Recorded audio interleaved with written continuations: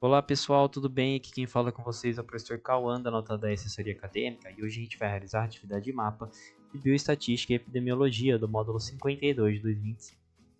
E essa atividade aqui ela trata, né? Na questão número 1, ela traz pra gente uma tabela com a presença do tromboembolismo por grupo sanguíneo em estudo de 2024. Então, com base nas informações fornecidas aqui na tabela, a gente tem que completar os números faltantes, com essas lacunas aqui em branco. Vamos lá resolver essa questão sem muita enrolação. Aqui a gente tem a tabelinha, certo? Dividida por grupo sanguíneo, A, B e O, por pessoas doentes, pessoas sadias e o total de pessoas de cada grupo, certo? Como que a gente vai descobrir cada uma das informações aqui? Estão em vermelho. Essas informações é que vocês têm que preencher. Elas vão estar em branco aí. E vamos descobrir então como que a gente chega nelas. Começando aqui pelo grupo sanguíneo A. A gente tem o número total de pessoas desse grupo, 249. E a gente tem o número de pessoas sadias, 153. Então, quanto que é o número de pessoas doentes? É 249 menos 153, que dá 96. Certo? Para o grupo B, da mesma forma, a gente tem o número de pessoas total, 81. Número de pessoas sadias, 57. Qual que é o número de pessoas doentes? 81 menos 57, dá 24. Certo? Agora vamos para o grupo AB. Do grupo AB a gente não tem nenhuma informação. Mas a gente tem as informações dos outros grupos e do total de pessoas do estudo. Certo? Como que a gente vai achar então o número total de pessoas do grupo AB? A gente vai fazer o número total de pessoas do estudo, que é 600, menos o número total de pessoas de cada grupo.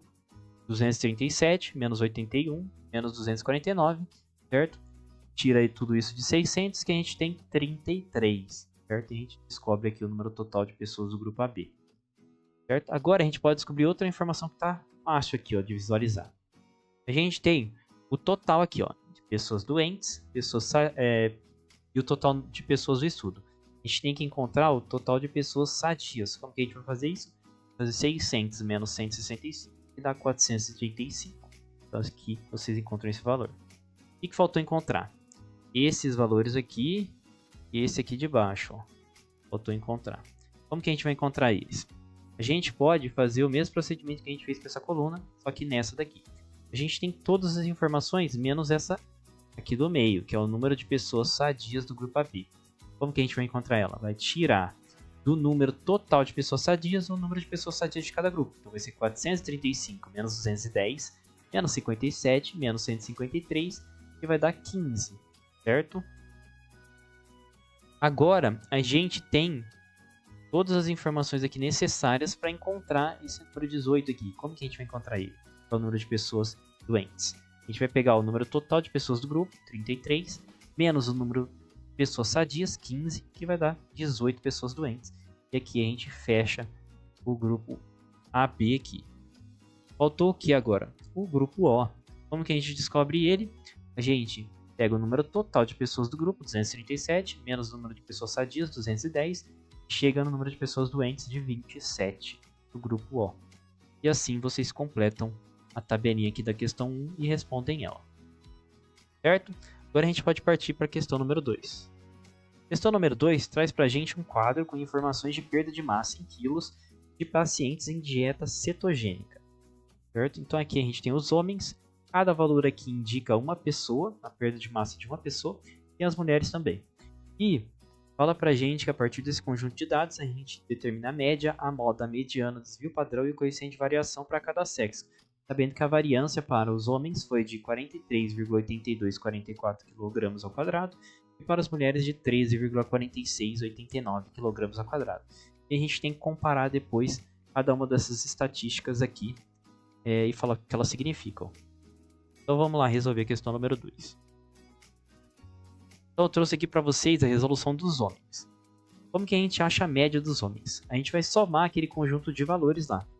A gente tem somar o 16, mais o 18, mais o 4, mais o 7 e assim por diante. E dividir pelo número de elementos que tem lá, ou seja, o número de números que tem lá. Tem 24 números, a gente vai somar todos eles, vai dar 257. Vai dividir por 24, que vai dar 10,71 kg. Essa é a nossa média para os homens. Agora, a moda. A moda, a gente tem que observar a frequência dos valores, ou seja, quantas vezes cada valor é repetido. A gente tem lá que o valor 4 é repetido 4 vezes, o 7 é 3 vezes, o 15 é 3 vezes também. Então, qual que é a moda aqui entre esses valores? É o 4, que é repetido 4 vezes. Então, a moda dos homens é o número 4, certo? A mediana agora. A mediana, antes da gente determinar ela, a gente precisa organizar os dados em ordem crescente para localizar os dois centrais. Com esses dois centrais, a gente vai tirar a média deles e vai chegar na mediana. Então, organizando os dados lá dos homens em ordem crescente, a gente tem essa sequência de valores. Quais são os valores centrais? É o 12º valor e o 13º, que são o 9 e o 9. Vocês vão somar os dois, dividir por 2, e a gente vai ter 9 kg como a mediana para os homens, certo? Agora, o desvio padrão. O desvio padrão é a raiz quadrada da variância. A variância foi dada no enunciado de 43,8244. Vocês vão tirar a raiz quadrada disso e vai dar 6,62 kg. Esse é o nosso desvio padrão. Coeficiente de variação agora. O coeficiente de variação é o desvio padrão dividido pela média vezes 100%. Vezes 100, quer dizer, porque é um valor em porcentagem. Então, a gente tem lá o desvio padrão, que a gente acabou de descobrir, 6,62. E a gente tem a média lá, descobrimos de 10,71. Divide um pelo outro, multiplica por 100, e a gente tem aproximadamente 61,81%. Esse é o nosso coeficiente de variação para os homens. Para as mulheres, vocês vão fazer o mesmo procedimento, só vai mudar o conjunto de valores. Fazer a média da mesma forma, a moda vão observar a frequência, a mediana organizar a ordem crescente, localizar os dois centrais e tirar a média, desvio padrão fazer a raiz quadrada da variância, e coeficiente de variação, desvio padrão dividido pela média vezes 100. Então, é assim que vocês vão resolver essa questão número 2. Simples, né? E agora vamos para a questão número 3 ali. Ó. Questão número 3 tem uma contextualizaçãozinha aqui, vocês fazem a leitura, mas o que é importante mesmo é o seguinte. O número 20 aqui, que é o número, que é o tamanho da população, o risco relativo de 1,50, aqui o intervalo de confiança de 95%, a nossa variância amostral de 0,09 e o T crítico para 0,05 de 2,0930. Então, vocês coletam esses dados nessa questão número 3 e vocês vão ter que determinar o seguinte: o desvio padrão, o erro padrão da média e intervalo de confiança. Então, aqui a gente tem os dados lá do enunciado. Como que a gente vai determinar o desvio padrão para aquele caso ali? Vai ser a raiz quadrada da variância. A variância foi dada de 0,09. Então, a gente tira a raiz quadrada disso, vai dar 0,3, certo?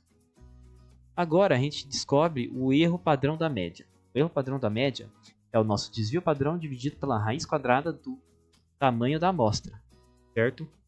Nosso desvio padrão é de 0,3, que a gente acabou de descobrir. O tamanho da nossa amostra é de 20, que estava lá no enunciado.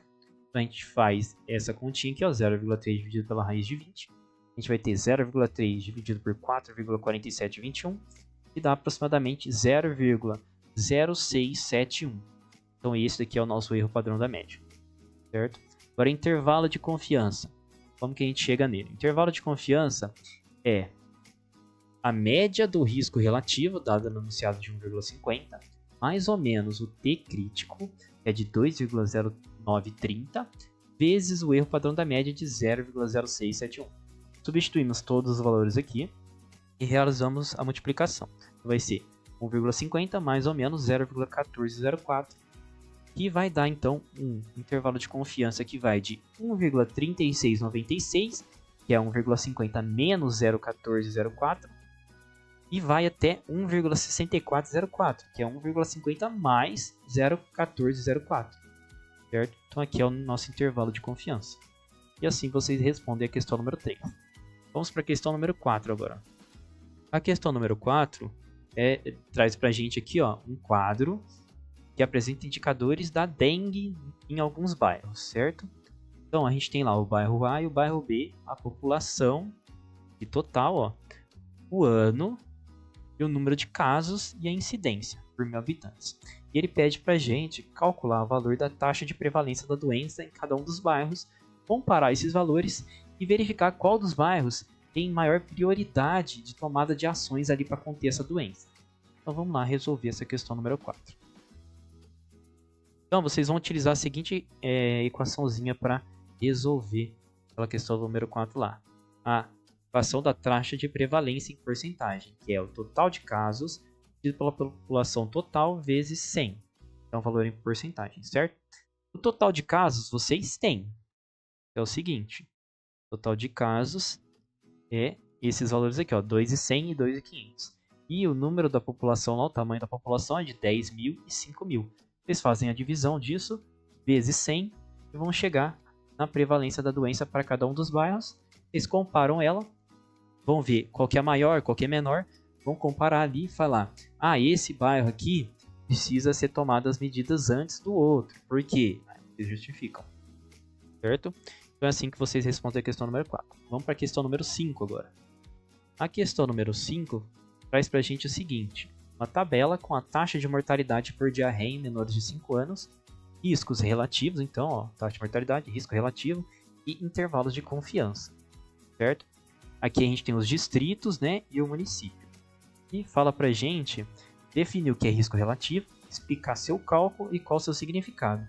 Considerando o período aqui, ó, dessa primeira parte aqui da tabela, de 91 a 95, interpretar o que você observou nos resultados e riscos relativos apresentados na tabela. Então vamos lá resolver essa questão número 5.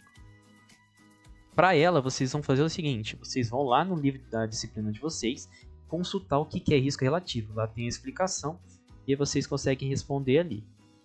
Então, a gente vai ter lá que o risco relativo é o seguinte, a taxa de ocorrência no grupo exposto dividido pela taxa de ocorrência no grupo de referência. O que é isso? O grupo exposto é o seguinte, vai ser os distritos aqui, ó, norte, noroeste, nordeste, e o grupo de referência será o município. Então, o risco relativo é o risco do grupo exposto, o distrito, pelo grupo de referência, que é o município, certo? Então, é assim que vocês vão quantificar aqui o risco relativo. E o que ele significa? Como que a gente interpreta ele? Quando o risco relativo é igual a 1, o risco é igual ao do grupo de referência. Então, o risco aqui do grupo exposto, ó, é igual ao do grupo de referência, certo? Então, os dois têm o mesmo risco. Se o risco relativo é maior que 1, o risco do grupo exposto é maior que o do grupo de referência. Ou seja, no caso ali, é a morte de crianças de menores de 5 anos por diarreia. Quer dizer que o risco, se o risco relativo for maior que 1, quer dizer que o risco daquele distrito é bem maior ali, ou maior, que o do grupo de referência. Então, aquele distrito precisa de tomar algumas ações ali para controlar essa taxa de mortalidade, né? Que está maior do que o normal para o município.